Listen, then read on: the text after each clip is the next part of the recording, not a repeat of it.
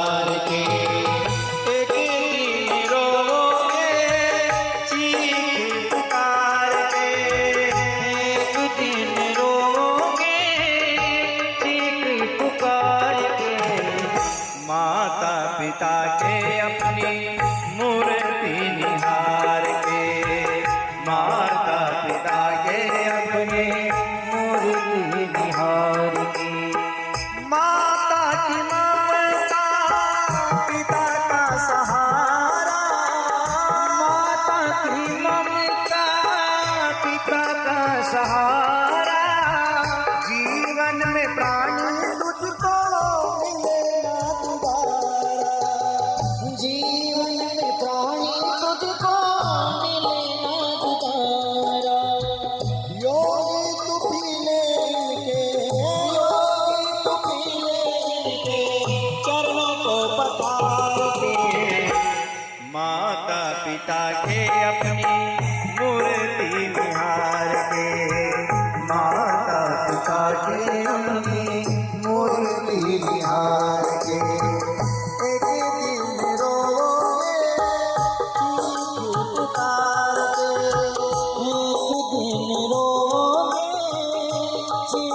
पुकार के माता पिता के अपनी मूर्ति निहार के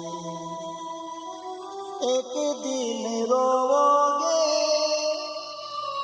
चीख पुकार के माता पिता के अपनी मूर्ति निहार के।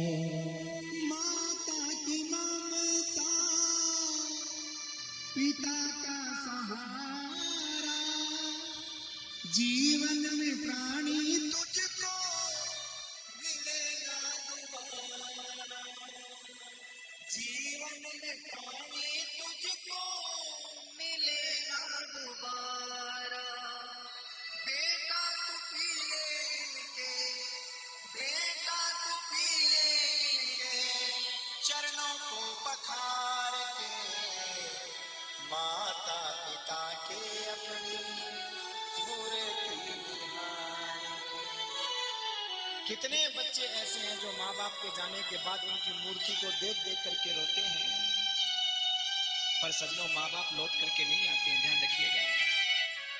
एक बार चले गए दोबारा मिलने वाले नहीं है। ये भगवान का दिया हुआ वो तोहफा है जो जीवन में सिर्फ एक बार मिलता है। और जब होता है ना, चार बेटे हैं, चारों महाराज चार रास्ते बना लेते हैं। छोटा कहता है बड़े के पास, बड़ा कहता है छोटे के पास, वो कहता है बीच वाले के पास। और माँ दर दर की ठोकरें खा करके कभी इधर कभी उधर कभी इधर। और जिन माँ बाप के पास पैसा नहीं होता ना भाई, उनकी तो बहुत दुर्दशा होती है, बहुत दुर्दशा। जैसे फुटबॉल के खेल में फुटबॉल की दशा होती है, एक खिलाड़ी ठोकर मारता है, दूसरे के पास दूसरा मारता है, तीसरे के पास तीसरा मारता है, चौथे के पास। ऐसे बुढ़ापे में बच्चे भी महाराज मैं और मेरी औलाद मेरी पत्नी बस, बाकी माँ बाप को तो ऐसे ठोकर मारते हैं, कभी इसके पास कभी उसके पास। और जिंदगी ये कौन है जिन्होंने तुम्हारे लिए अपना सब कुछ कुर्बान कर दिया। माँ बाप की संपत्ति के लिए सिर फोड़ते हो, लेकिन सेवा के लिए कभी नाता नहीं जोड़ते हो। अरे धिक्कार है ऐसी औलाद को। और सजनों ऐसी औलाद जीवन में कभी सुख नहीं पाती, ध्यान रखिएगा। पर जब दुख पाती है तब तक बहुत देर हो चुकी होती है, फिर वो माँ लौट करके नहीं आती, वो पिता लौट करके नहीं आते सजनों। इसलिए जैसे भी हैं, अरे तुम्हारी भावना शुद्ध है तो माँ बाप की गाड़ी भी आशीर्वाद लग जाता है। हाँ, माँ बाप की गाड़ और घी की नाड़, बस तुम्हारी भावना शुद्ध होनी चाहिए सजनों, भावना पलट होनी चाहिए। अरे हम महात्मा का आशीर्वाद, एक जिसके यहाँ तुम नौकरी करते हो, अपनी नौकरी को बचाने के लिए तुम अपने बड़े अधिकारी के सामने sir sir sir sir sir करते हो। सोचो, सर सर कर रहे हो, डांट सुन रहे हो। और जिन माँ बाप ने तुमको सब कुछ दिया, तन दिया, मन दिया, धन दिया, पर जब आप आज उनके पास कुछ नहीं तो तुमसे डांट नहीं सुनी जा रही। क्यों?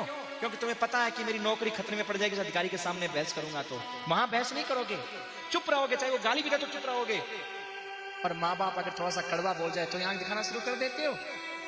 भगवान भी सब देखता है सजनों, ध्यान रखना। अधिकारी के सामने तुम्हारी मजबूरी है, पर माँ बाप के सामने चुप रहना तुम्हारी जरूरी है, अगर भला चाहते हो तो। नहीं तो जैसे आज नानी बाई अपनी माँ के लिए रो रही है ना, ऐसे ही रोते रहना मेरे भाई।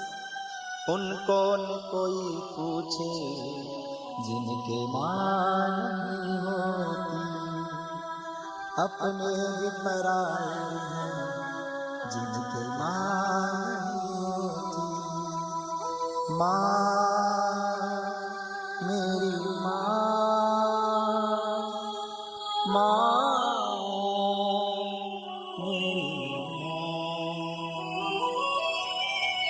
माँ वो है सजनों, जब बाप बेटा बेटी को मारने के लिए आगे आता है ना, माँ खुद आगे आ जाएगी, गलती होने पर भी खुद आगे आ जाएगी, बच्चे को बचा ले। लेकिन जिन बच्चों की माँ नहीं होती ना, कभी बुआ शिकायत करती है, कभी दादी शिकायत करती है, कभी चाची ताई, और जब उनको मारता है ना बाप, कोई बचाने नहीं आता, कोई नहीं आता। और सबसे ज्यादा दुर्दशा होती है बेटियों की महाराज, क्योंकि बेटी वो धन है, कहीं जा भी नहीं सकती, किसी को कह भी नहीं सकती, और कब कौन लांछन लगा देगा बिना माँ के हर पल डरती रहती है। माँ अगर बेटी ने गलत काम किया तो भी उस लांछन को उजागर नहीं होने देती, और जब माँ नहीं होती तो बेटी सही भी रास्ते चलती है तो लोग उससे बैर निकालने के लिए उल्टा सीधा लांछन लगाने में देरी नहीं करते। इसलिए मेरे भाई,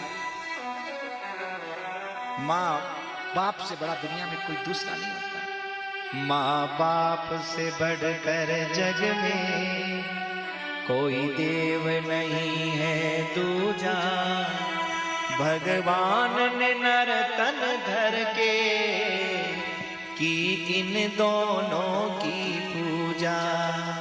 भगवान ने नर तन धर के की इन दोनों की पूजा। माँ बाप से बढ़कर जग में, याद कर लीजिए इन पंक्तियों को। अरे गणेश जी भी प्रथम पूजनीय बने हैं तो ऐसे नहीं बने हैं, अपने माँ बाप के आशीर्वाद से बने हैं। दो भाई हैं, गणेश जी और कार्तिकेय जी। एक भाई पृथ्वी की परिक्रमा लगाने के लिए चला गया, मिला क्या? होगी ताकत, पर दूसरा भाई अपने माँ बाप के चरणों में बैठ गया, उनकी परिक्रमा लगा ली, सब कुछ मिल गया मेरे भाई। यही तो गणेश जी सिखाते हैं। माँ बाप से बढ़कर जग में कोई देव नहीं है दूजा, भगवान ने नर तन धर के की इन दोनों